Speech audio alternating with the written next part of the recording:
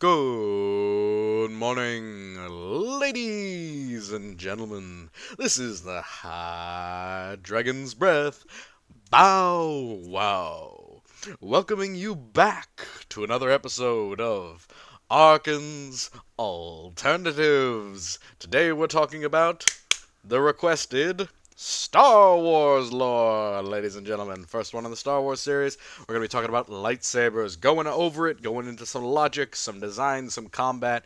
So get ready for some incredibly nerdy shit. So, let's jump into it. Breaking down how lightsabers work, the very simplistic thing. There are two things that go into this. The first one is canonical combat, and then logical breakdown. Canonical combat, the very simple thing here is the interaction between weapons. Obviously, the lightsaber is a plasma sword. That's the whole idea. Problem: plasma weapons do not interact with each other. Plasma does not interact with each other in the way that lightsabers do. They work like swords for the most part. They have physical interactions with one another, and what is even more disturbing, they have the ability to affect other plasma weapons like blasters.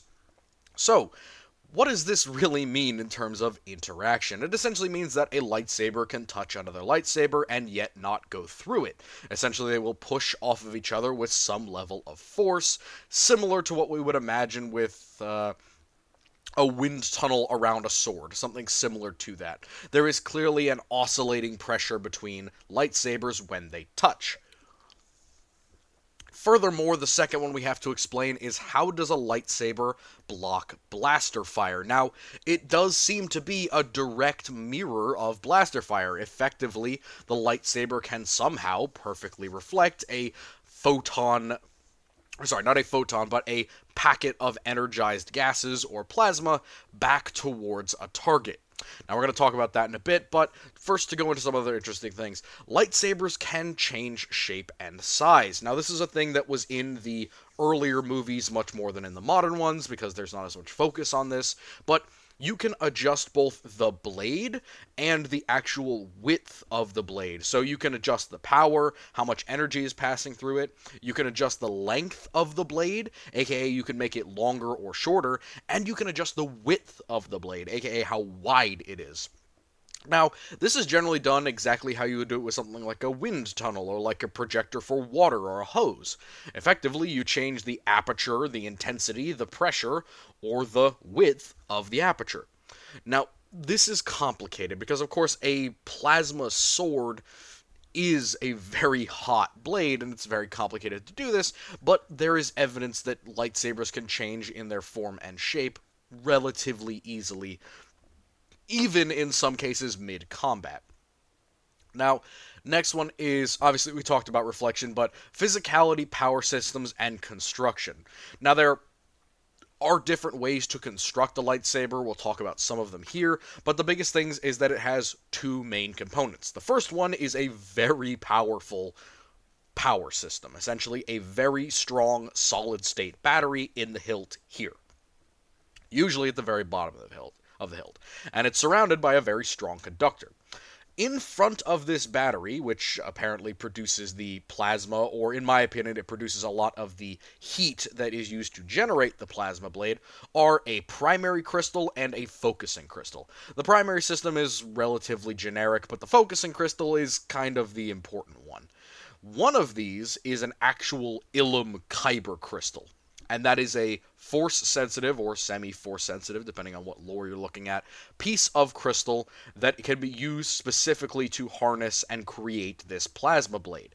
You cannot do this with just any type of thing. There are ways to make synthetic crystals. Matter of fact, one of the crystals, whether it's the focusing crystal that's the Kyber crystal or the primary crystal that's the Kyber crystal, sometimes they change, doesn't really matter all that much. The other one will be a synthetic.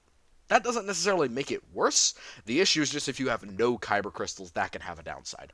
But whatever is produced, whether it's heat or whether it's plasma from the primary cell, is passed around through a loop around the primary and focusing crystal, and essentially takes portions of them, or is transmitted through them and out of a lens at the end of the weapon at which point it becomes a full-size blade. And obviously the construction of this is very complicated. There's a lot of electronics that move these, cycling fields and the primary power system and those adjustments that we talked about with size and shape. The logical breakdown of this has three major parts.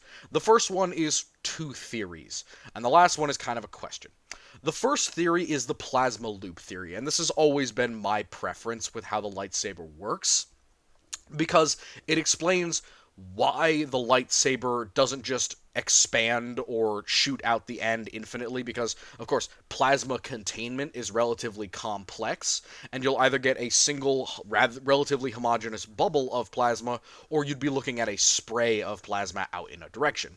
The plasma loop theory literally means that the amount of plasma in the lightsaber is relatively finite. Essentially, it is produced once, and then it is constantly put through in a loop that ends at the very tip of the blade, which is why they aren't usually sharp blades. They're usually rounded or at least conical. So the idea is that it is passing in a very, very, very quick, very tight loop that goes from the projector, the emitter of the blade, out to the very end, and then quickly takes a 90-degree turn basically and passes back down into the handle to be recycled infinitely as the blade is used. As more energy is needed, as it's turned on and off, this loop essentially turns on, turns off, draws more power, draws less power, etc. And then attached to this is the magnetic containment field theory. Now, I think that these go hand in hand. The plasma loop obviously is the direction that it's going, but the magnetic containment field is one of the reasons why it works like it does. When a lightsaber touches another lightsaber, the plasma is not necessarily directly touching each other.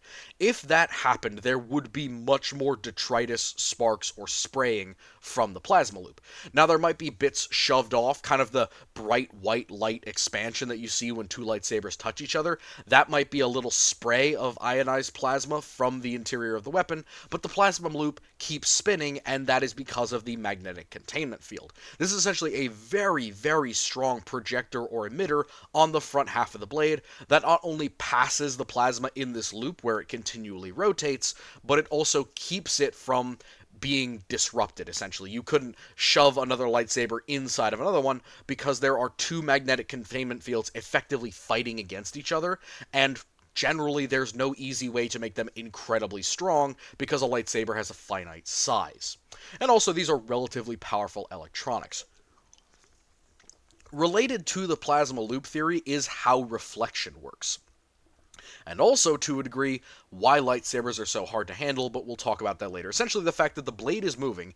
Granted, it doesn't have a lot of mass, but it's moving so quickly and at such a velocity that it's effectively making cycles in fractions of a millisecond. Absolute fractions of a millisecond. Every single, blink of an eye, it's making thousands of rotations between the end of the handle and the tip of the blade.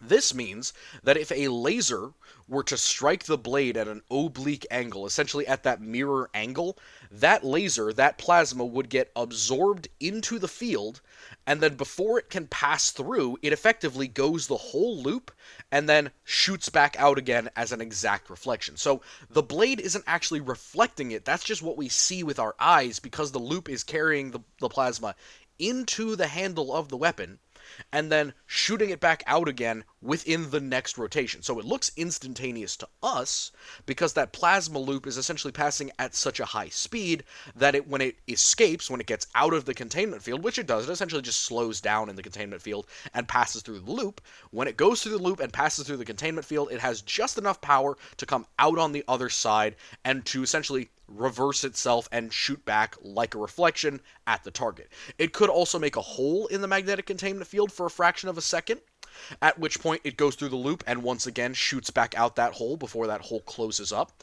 Again, fractions of a millisecond, incredibly quick this plasma loop is going on. So that's my main theory, and that's also why you can slam two lightsabers together all day and nothing happens. And also why you can stab a lightsaber into material and it will melt it without simply expanding and exploding a bunch of plasma anywhere, because this magnetic containment field is essentially keeping all of the plasma that isn't in contact with the object contained, and then the parts that are inside are literally just getting sprayed with a bunch of high temperature plasma. And the last one is crystal deterioration. Do lightsaber crystals break down even infinitesimally over time? Because, of course, to create the bluing and to make the weapon force sensitive, you are literally taking something from the crystals. Either it's a light pass through it, which doesn't make any sense because we're talking about a plasma weapon here, not a light weapon. So I think that these focusing crystals, or the primary crystal, it's probably the one that's synthetic that takes the most damage. Because, of course, the kyber crystal is incredibly durable and also force sensitive, so it could theoretically regenerate. But the focusing crystal probably does need to be replaced at some point, especially with very old lightsabers. Now, that's not to say that it won't work, but it will have some fluctuations in how good the plasma is, and it might have some damage, wear, and tear on the weapon if the focusing crystal is deteriorating. Again, that's just a theory, but given the fact that the color of the crystal is actually what determines the color of the plasma, it might make more sense that something from the crystal itself is being ionized, and even if it's a very small amount, and even if it's a finite amount, given the plasma loop theory, that could still lead to, over time, the crystal wearing away and deteriorating. So, lightsaber colors and what they mean. Again, part of this is philosophical, but a lot of it is actually related to character in some ways, and sometimes they even say that it's theoretically related to something about the Padawan. Blue is a very simple one. It is bravery and righteousness. It is a generic surety in the Jedi mentality. That's why it's often our hero's blades, because very simply, blue is the standard. Blue is if you really are a believer, if you are a true believer in the Jedi faith as a religion, blue is going to be your preference, because the idea is bravery, courageousness, righteousness, protecting the innocent, all that type of generic Jedi stuff. Green is the other one, and it's kind of the more mysticism type of Jedi. It is a spirituality and harmony indicator. It's a lot less combat focused in many cases, and it's usually quite force focused and quite force sensitive with that spirituality and harmony concept. Now, there are examples of this like Qui-Gon Jinn and Yoda, who were impressive force users, even though they were also very competent Jedi and swordsmen. You wouldn't call Yoda more of a master without his force power than somebody like Count Dooku necessarily. There's a lot of wiggle room there, as there are plenty of people who use the green who aren't very spiritual, but look at green as much more of a force sensitive blade type, or somebody who prefers to use the force a lot in their combat focus. Yellow is a little bit unique, and it's one that's come in for a fair bit of differential disagreement over time. There's some people who collate orange with yellow. There's some people who collate yellow with white. I think white and yellow are kind of mirrors of each other. Yellow is an indicator of evil extinguished. And this is one of the reasons why individuals like Starkiller end up having yellow blades, why the restorative justice focus of the Coruscant Guards, or the Jedi Guards, the Temple Guards, why they have yellow blades. It is essentially a synthetic crystal that, instead of being originally evil, it's been purified by the Force. Essentially, it will be a blue crystal, or a green crystal, or some other type of kyber crystal that has been ritually purified using the Force to create something that is almost colorless, and the color of the blade is then yellow. Essentially, it will take a genuine, non-synthetic kyber crystal, and it will take a lot of effort and a lot of focus and a lot of essentially spiritual exorcism to remove whatever impurity, whatever impropriety is within both the user and the crystal itself in terms of force power, and then it will extinguish it, remove it, and what's left is this pale golden or yellow crystal that becomes the yellow lightsaber. White is a little bit more complicated. It is a fully synthetic color. White is evil purified. It is at least a symbol of it. It is essentially the idea of taking a synthetic crystal, usually it's either red or orange, though as I mentioned you can make other colors that are synthetic, but white usually is red or orange, or sometimes yellow. That can happen. There are examples like Ahsoka has with her white ones. They could theoretically be yellows that she then purifies completely, or replaces with a synthetic and purifies spiritually. But it is literally the idea of you take a crystal that had either dark side resonance or some sort of residue, or was just otherwise incorrect to your character, and you purify it using the Force, but it has to be a synthetic crystal. Generally, if it's not a synthetic crystal, it will end up as a yellow, but theoretically, you could end up with a yellow from a genuine one in addition to a synthetic. So those two tend to be synthetics. You could theoretically get them with a traditional kyber crystal, but it's not a guarantee. And usually there's no need to do this because white is kind of unheard of. It's pretty rare. Black. Black is a unique bladed weapon. It has really inconsistent lore. I loved how it originally was. Essentially, it was the idea that it was a weapon meant to kill Jedi, and it was some sort of evil or cursed weapon. Or at least that it had been created by the Mandalore during their fighting against the Jedi, during their great hyperspace war BS, back in the Old Republic. But the modern lore isn't bad. I really do like the idea that it effectively still has force sensitivity, even though the people who made it weren't necessarily all that force sensitive. Obviously, the Mandalore, I believe, was. But other than him, the Mandalorians, as a group of people, aren't necessarily. So, these unique blade weapons or this unique blade weapon, because it is pretty much one of a kind, there's only a couple of them in existence that I know of, and only one that's actually famous and that we know a lot about. It is essentially going to be a weapon that functions much more like a sword and much less like a plasma blade. It does seem to indicate that it has some connection with the Force, especially in the modern version of Mandalorian, where it literally gets heavier based on your surety. Again, the people who originally used the Black Blade were very much not good people, but they could have been, genuinely sure of themselves, and thus it worked just fine for them. But either way, inconsistent lore, but it's probably going to work pretty similar. The only difference I would say with the Black is that we don't usually see it deflecting lasers, so instead of a plasma loop, it may just have a pure containment field, which would also make more sense because it would be easier to control because the plasma loop isn't jerking the weapon around. Purple. Purple's the big one for Samuel L. Jackson. Essentially, this is Mace Windu's lightsaber. I like the original lore. I do not like the newish lore that they've made about it being, a theoretical thing that anyone can do. Back in the day, it was implied that Mace Windu literally ripped these out of the back of a living crystal creature. And it was supposed to indicate how he was pretty much taking something unique because it was possible or because it was somehow related to his journey, his capability. It was a challenge to him, and he felt like that would be a fitting reward, that his kyber crystal wasn't an actual kyber crystal, that it was a unique one taking from a living crystal being. And that kind of also plays into what purple represents. It's a duality and conviction color. Duality usually has a concept of the light of the crystal or the kyber crystal itself, or in this case the crystal from the living crystal being touched by both the light and the dark side of the Force. It's got both, and the people who use it have aspects of both. Mace Windu has plenty of examples of this. It's too dangerous to be left alive. Duality and also conviction. That's the biggest thing. Where a lot of Jedi can sometimes be bogged down in spirituality, or they can be blinded by self-righteousness. Purple is supposed to indicate absolute endless conviction and belief that your goals are right. And even if you're using both sides of the coin to achieve them, it's the right thing to do, which I like that because it tied in with where he got them by essentially butchering some crystal beings. Red and orange. These are the bleeding synthetics. Again, orange, it's not clear. There's been like 2 orange lightsabers, and occasionally people interfere and say that yellow is orange or orange is yellow, or even that orange is just red or white. It does seem to be a synthetic.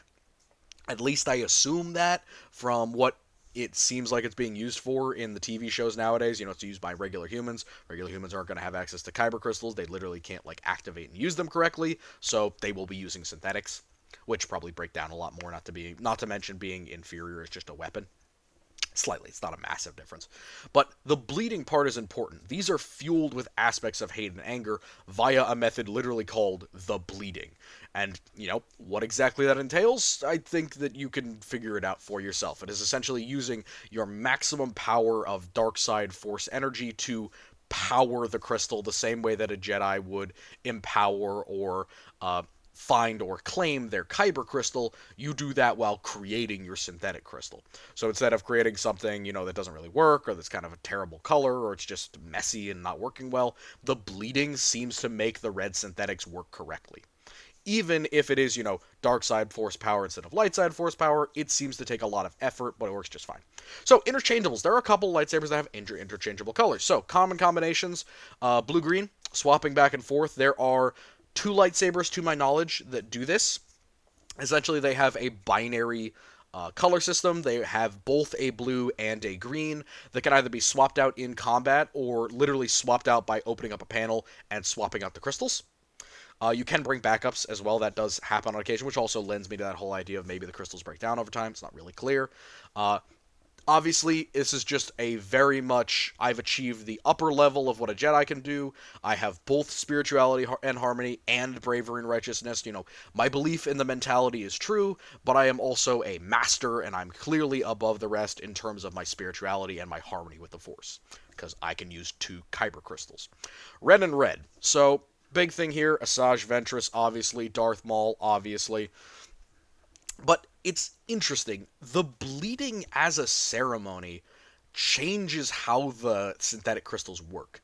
They're obviously working in a different way than standard, just because they produce a blade color and a blade type that is totally different from any of the others. So, what does the bleeding do when you have 2 separate reds? Well, it's not exactly clear. However, it seems to indicate that this person is particularly strong with the dark side. Case in point, Darth Maul. Now, you might also ask, how about our Banshee? Is Mother Talzin's daughter, is Asajj Ventress very strong in the dark side of the Force? I'm not sure I would say that, considering how badly she got manhandled by Count Dooku. Iffy on that. She definitely doesn't seem to be on par with the average Jedi in a 1-to-1 Force fight. So what I think might be up with her having 2, I think hers might be of an abnormal type, especially because of how her lightsabers are designed. They're heavily curved, they're very slim, and they're designed not to be together, not to be wielded together, but rather to be wielded with 2 hands. They are not part of the same weapon, and unlike Darth Maul's, they're not sharing anything in terms of a power system. Also, they are dramatically simple compared to Darth Maul's. Maul's are enormous, very complex, very weighty, and powerful. Asajj Ventress's are essentially 2 fighting rapiers in comparison to a 2-handed or 2-sided claymore in terms of Darth Maul's weapon. Yellow, white, blue. Yellow, white, blue is something that is used by Ahsoka Tano. It is a combo that is used by her. However, there's also another example. Technically, for a certain period of time, Starkiller does use yellow, white, and blue. Now, what this necessarily indicates is not clear. However, it does seem to indicate, with white, yellow, and with blue, that this is an individual who is coming from one side of the Force to another side of the Force. Now, with Ahsoka Tano, she's going from the beliefs of the Jedi towards the belief of being our new Grey Lady, a Grey Jedi in the official terms. Again, whether you agree with her being the first Grey Jedi or not here to argue that right now. She's definitely not the first, but whether you agree that she even is one, again, not clear. But, on the other hand, if we're talking about Starkiller, 100% you're looking at somebody who traces the line back and forth from the Jedi side of things to the Sith side of things. So, lightsaber combat styles, and yes, I did heavily use Wikipedia for this, including this lovely image right here, which I love. Untrained. Again, like I talked about before, plasma loop is traveling at incredible speeds. This weapon is very light on the blade side, so it is kind of complicated to use. And your biggest indication that somebody's untrained with a lightsaber is they're just going to be swinging for the fences. You see this occasionally in the Clone Wars where somebody who shouldn't have a lightsaber manages to grab one. You even kind of see it with Pre Vizsla when he's using the Darksaber. He's just swinging for the fences. Very aggressive, very much coming close to like hacking their own arm off. It's not smart to use a lightsaber while untrained. There's a pretty solid chance that you hurt yourself or others while using it because it is not necessarily violently jerking around, but between not having the force to know what your weapon is doing and how the blade is behaving and how its health is, quote unquote, the integrity of that magnetic field, etc., but also not having the wherewithal and knowledge to actually know how to use a weapon that's incredibly hilt heavy and has random jerks of motion is going to make the fighting with it complex. Insensitive. Now, the biggest ones with these are individuals who use lightsabers but are not force sensitive. The biggest thing here is they're going to be focusing on straight lines and not cutting yourself. Now, again, with untrained, you're just going to be swinging around absolutely aggressive as hell, but with insensitive, people like General Grievous have shown us that you can be very, very talented with a lightsaber and have a lot of capabilities even if you're not force sensitive. Again, General Grievous relies on a lot of underhanded tricks. He relies on his absolute advantage in physical capability, and of course, he relies on having multiple lightsabers. But if you ever look at a lot of his attacks, most of them are straight lines. He will either do a stab with multiple arms in the same place, or he will set up for a more complicated attack. So, for example, when he swings, it will usually be with two blades in about a 90-degree arc from the center of his torso out to one side. One of them will be roughly at head height, the other one will be roughly at torso height. That's a standard attack, but with two blades and with the strength that he has as a cyborg, it makes it much more deadly. The most complex abilities that General Grievous actually manages are really based on the idea of essentially locking the lightsabers into position so that they can't interfere with his own movements, and then twisting his own joints in a way that the human body is not meant to do in order to get attacks from abnormal angles, and also just absolutely overwhelming people. If you're getting attacked from 4 different angles, even if they are all basic attacks, it's still going to be a hard time to deflect all 4 of them if they're coming at the same time, and at incredibly high speeds. General Grievous is a very dangerous opponent, and he should not be underestimated just because he's not force sensitive. The official forms. Shicho. Shicho is basically basic training. It is the simplest Padawan form. It's almost like what General Grievous does, except you only have one lightsaber. It's a lot of straight lines, a lot of sword forms, a lot of basic stancing and footwork, but it's not really a combat form. It's more of a learning style that can look like a combat form. Kind of like Tai Chi is not really a martial art, but it's also a martial art because, it's not useful, but at least it kind of mimics that thing. Form 2 is Makashi, and it is the basic dueling form. You could equate this to something like HEMA as opposed to like battlefield combat. It focuses upon the lightsaber versus lightsaber fight. So this is not really designed for fighting a bunch of people or fighting a bunch of ranged enemies or going against really talented people. It's learning how to fight lightsaber on lightsaber, with the concept being that using only your skill and talent, you're going to be able to defeat an enemy swordsman. So you can imagine this is also a very standard dueling form that basically every Jedi is going to learn after Shicho. The next one is Soresu. Soresu is really what Obi-Wan masters. He is a master of Soresu and also Xian Gem. Xian Gem kind of a little bit less, but Soresu is his main thing. Soresu focuses upon deflecting multiple attacks and also laser. It's an incredibly defensive fighting focus, and it basically relies on an opponent either tiring themselves out or on opening up opportunities for you to get in essentially a cheap shot. So Soresu is really focusing on this idea of, I am not going to be the one to attack first, you are going to open up, and I am going to counterattack, essentially. So it's a very heavy defensive one, and it's also designed for multiple opponents. If I'm being attacked by multiple swordsmen at once, Soresu is a good defensive form to go into, or if I'm being shot at by something like a bunch of droids, Soresu will help me lower my center of gravity, lower my actual body's range so I'm harder to hit, and of course get my lightsaber into the targeted area first. Important with Soresu, and even more so with Xian and Gemso, is modifying your lightsaber to a way that makes it easier for you to deflect incoming blaster fire. And that will of course include making it wider and making it longer, because you can use it almost like a tennis racket instead of like a rapier. So you can bop the deflection back towards them. In addition to this, to a degree, this is another thing that comes in with Soresu, and a complicated one that comes in with Xian Gemso, is essentially the idea that you are not going to be aggressing all that much. So it's not going to be a step forward attack, and it's not going to be something that is going to be you going out first and launching an attack. The absolute opposite of that is Ataru. Ataru is an aggressive single opponent fighting style that utilizes a lot of different things, but mostly movement. It is similar to Makashi, it is a dueling form designed for a single opponent, so it's not like Suresu where you're dealing with multiple enemies. Ataru is a single opponent aggressive stance. Now, there's a lot of Jedi that use Ataru. Quite a few, actually, especially ones that we know about. Quinlan Voss is a great example. Kit Fisto is a great example of somebody who uses Ataru. Theoretically, someone like Ahsoka Tano is great. Ahsoka Tano is great at Ataru because it is this very movement emphasis combat style where you're not standing and dueling like you were with Makashi. It's a lot of leaping and force jumps and speed and acceleration and flipping and jumping and changing directions. All of that is going to be related to Ataru with the whole goal of being very aggressive to a single target. The next one is another defensive form. It is Shien and Gem So. I already talked about it before, but this is basically a heavy defensive form.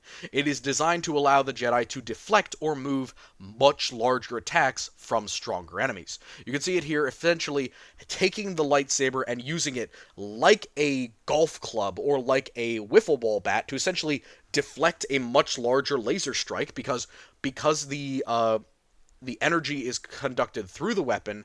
Essentially, you need to know when it's going to come back out, and due to a larger laser having more power, it's going to penetrate quicker. So essentially, you want to aim the front of the weapon or a certain angle of the weapon towards the target instead of just keeping it static like a reflection. This is almost like slinging around a defensive weapon. So if a spider droid or something shot a much stronger laser at you, you might have to twist your sword a bit and angle maybe the tip at them, maybe part of the blade, and then when it penetrates back out of the magnetic coil again, it shoots back out at the right angle. And Shien and Gemso are specifically designed for that. However, it also helps you with much stronger enemies. And when I talk again about the combat between someone like General Grievous and someone like Kit Fisto or someone like Obi-Wan Kenobi, you're dealing with individuals that are much physically stronger than the Jedi.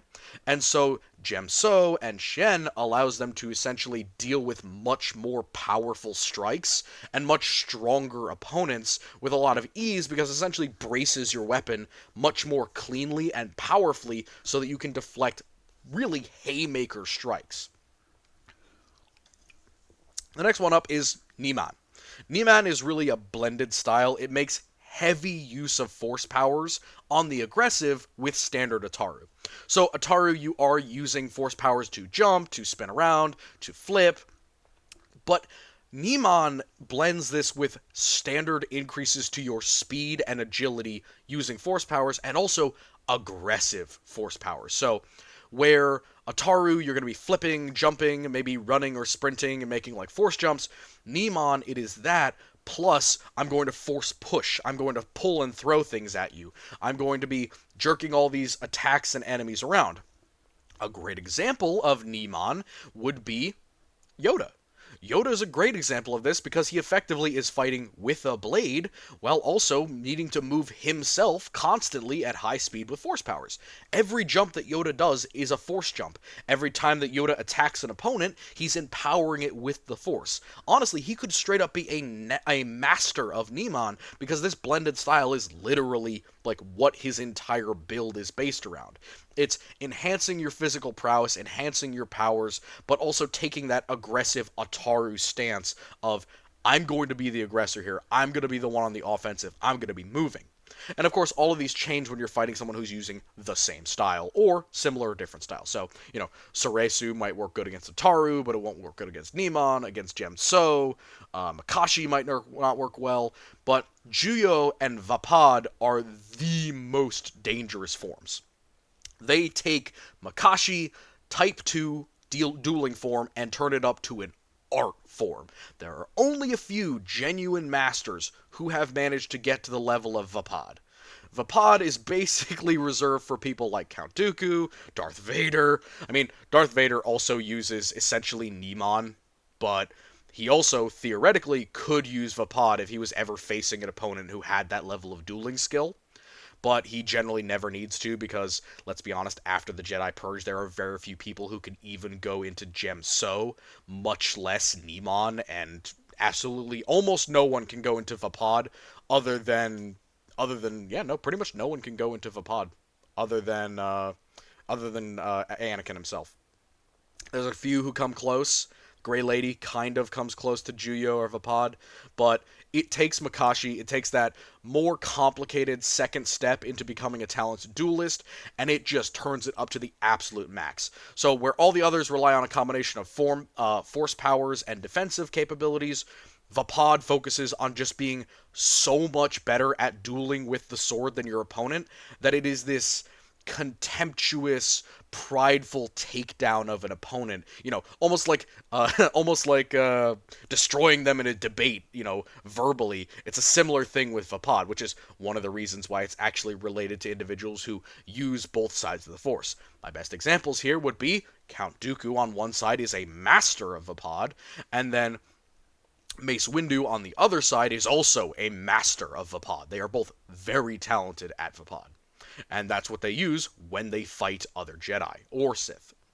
Unique styles. The big ones here are the two-handed, the staff, etc. Anyone who has an abnormal weapon, they're essentially going to be using adjusted versions of Niman and Ataru. My best example here would be Savage Opress or Savage Opress.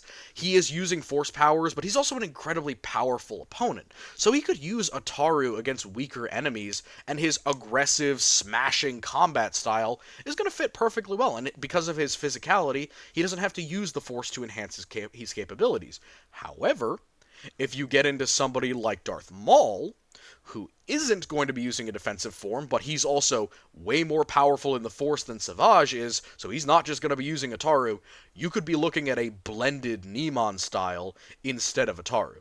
So it swaps out force powers for a second weapon, essentially. So the idea is, if I have multiple weapons, if I'm using a modification on a weapon, I'm going to be adjusting my combat form specifically to deal with enemies using my weapon. So it's kind of like a customization. Types of sabers, and is a little bit complicated, so we're going to go over them relatively quickly. Standard and modular standard, like I said, you can adjust sabers pretty dramatically. Honestly, there's been a lot of modifications to them, between ones that swap out their blades, between ones that change the blade length and width all the time. The next ones up are coupling sabers, saber staffs, and combination sabers, including hidden and cane weapons. Again, there's a couple of Jedi who have this. The really old dude who serves as an investigator for Ahsoka Tano, and of course Yoda, and theoretically Yaddle as well. Yoda doesn't necessarily keep it as a cane, but theoretically he could because he also uses a cane. But these ones are really just going to work almost exactly like regular lightsabers, except they're going to give you a couple of advantages. The first one is, well, coupling sabers, double-ended sabers, give you the ability to have both much more aggressive strikes because you always have a second blade to come up and protect yourself, and also they give you the ability to attack much more quickly because you can essentially twist a blade in different directions and then twist yourself in another way to attack with the other blade. Now, you can see an example here. You see Darth Maul in the original comics constructing his lightsaber by literally mating together two other sabers that he has essentially ripped the crystals out of and replaced with red synthetics. Now, these are all well and good, but a big thing about them is just that they have some dangers. Now again, lightsabers don't necessarily need momentum and strength, but they can be affected by it. If I smash my lightsaber onto an opponent's lightsaber, I have a higher chance of actually breaking theirs or, forcing them backwards. Essentially, the pressure or the force on their sword hand is going to increase because there's interference with both of our weapons' power fields. So they can help with that, but I would be more concerned if I had a staff or something else with it getting cut and damaged, because of course there's larger areas that can be damaged and destroyed with the lightsaber, and many of the areas on even the light staves still have power systems, and if they get damaged, the saber will break.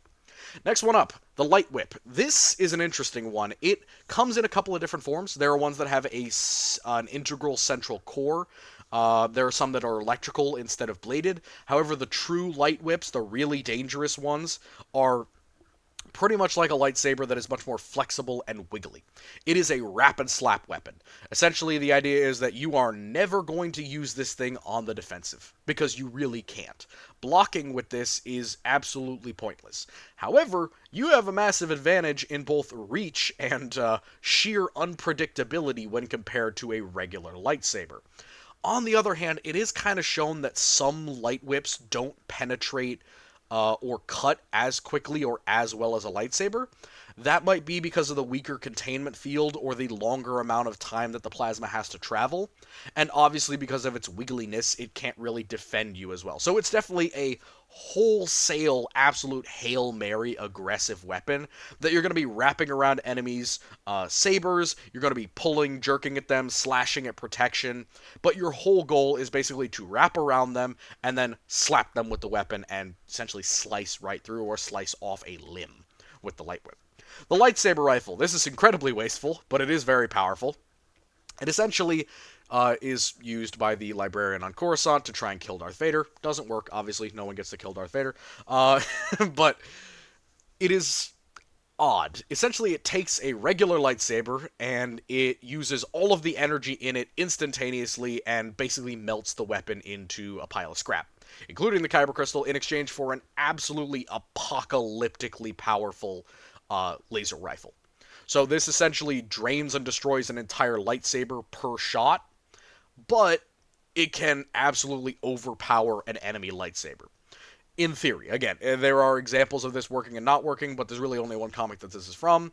I don't see this as a worthy weapon just because, oh my god, the idea of wasting an entire lightsaber just to get one shot out of this thing sounds like an absolute nightmare. But, you know, it's a cool relic, and it could be useful if you were facing an enemy that was a really good lightsaber wielder, like Darth Vader. Lightsabers that are really big, or large lightsabers. These are essentially great swords for big Jedi. There are examples of really big Jedi. Obviously, you have individuals like Pong Krell. You have individuals like the, like Kit Fisto, or sorry, like Akari Mundi, who's just like super tall. But their lightsabers are adjusted for their height. There are only a couple of actual large lightsabers or great sword lightsabers out there. One of them belongs to the Hutts, or it belonged to the Hutt Jedi, who eventually just goes back to being one of the Hutts. He's huge. He's an enormous creature, and he basically has a lightsaber that is twice the length of the standard. Now, that's usually basically just an adjustment made for his height and size, but that does also mean that you can make larger lightsabers for people who maybe want to have a reach advantage or a greatsword advantage. Problem, these definitely need a lot of strength to actually use, both in the Force and physically, because the adjustments and the little shaking and twisting of the plasma coil in a regular lightsaber is going to be magnified when you have one that's double the length, similar to a light whip. Discount designs. So you get light knives, which are basically lightsabers, except they're knife size. They're very small, not really useful for all that much. Padawan lightsabers, they're a little bit like the light whip, where they're a bit weaker than the average, but they're still dangerous. Like, I don't know the idea of, like, Padawans just having, like, a bonk stick. They're still very dangerous. They can still cut through metal and definitely kill people with these things. So, yeah. But they are shorter and they tend to be much smaller, made for little hands. Vibroblades. These are very interesting things. They do tend to be at least semi-resistant to lightsabers, but I think that's mostly because they are vibrating at a speed that makes it difficult for them to break down. And also, of course, if you locked up with one, it would probably cut right through it. These vibrate at an incredibly high speed, essentially resonating through a material and making it cut through flesh and steel, you know, similar to butter. But it does have a limitation. Obviously, if the whole blade is embedded in something like a steel wall, it's just not going to work. But slashing through armor, slashing through bodies, it'll work just fine. Saber-resistant swords. Again, with the new lore and all the movie stuff that I'm not going to pass judgment on just yet. We'll wait for another video for that. But there are weapons and also certain materials that are resistant to lightsabers. Back in the day, there were examples of ones that would just turn off the lightsaber automatically when it touched it. But there are now ones that will resist it a little bit more, and adamantium stuff. What is the stuff that the Mandalorian's armor is made out of? Beskar. Things like that. So all that type of stuff is resistant, so you could make a traditional sword out of it, and it would still work. So, acknowledgements. Glad I got this second video up. I honestly wasn't expecting to. I hope it wasn't too short for you. And I also am super glad to do Star Wars. It may be obvious, but I am a big fan. It's been a super long time since I've dug into the Star Wars lore. I'm probably going to start with weapons and vehicles, because any of the actual internal lore and movie lore I'd have to go back and research again, which I'm not against doing. I'm 100% on the side of doing that. But if you guys want to see more Star Wars stuff, again, the alternatives video will come up in a little bit of time as the cycle continues. So either way, I'm going to get a new vote up. But in the meantime, I wish you all a lovely good night.